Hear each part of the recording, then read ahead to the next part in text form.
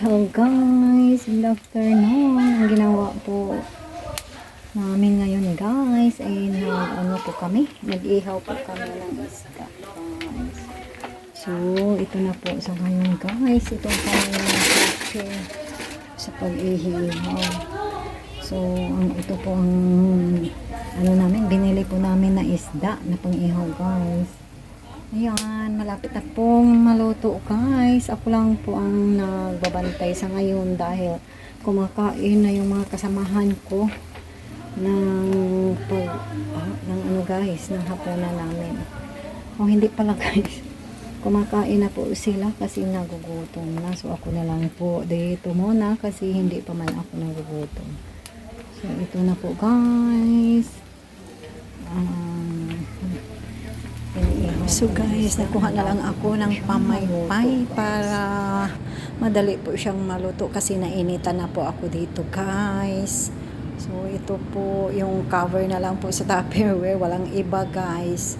So ayan, ang init-init dito guys kasi cemented ang kanilang guys, sightings ng kanilang dirty kitchen po sa dito sa cottage na ito. So, ayun po. Ako lang po ang dito guys, nagbantay kasi kumakain na yung mga kasamahan ko doon. Nagugutom na po sila. Okay guys.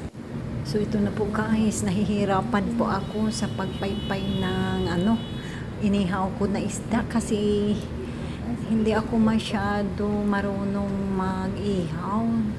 Hindi ako nasisiyahan kumain ng inihaw na isda guys. Ayaw ko masyadong hindi ako masarap pa nito.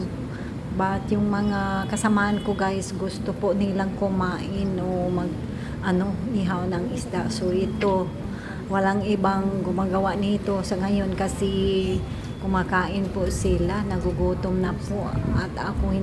So guys, ito lang po ang ginagawa ko ngayon. So, patuloy po akong magpapaypay dito guys hanggang maluto at saka thank you for watching my video guys. God bless us all.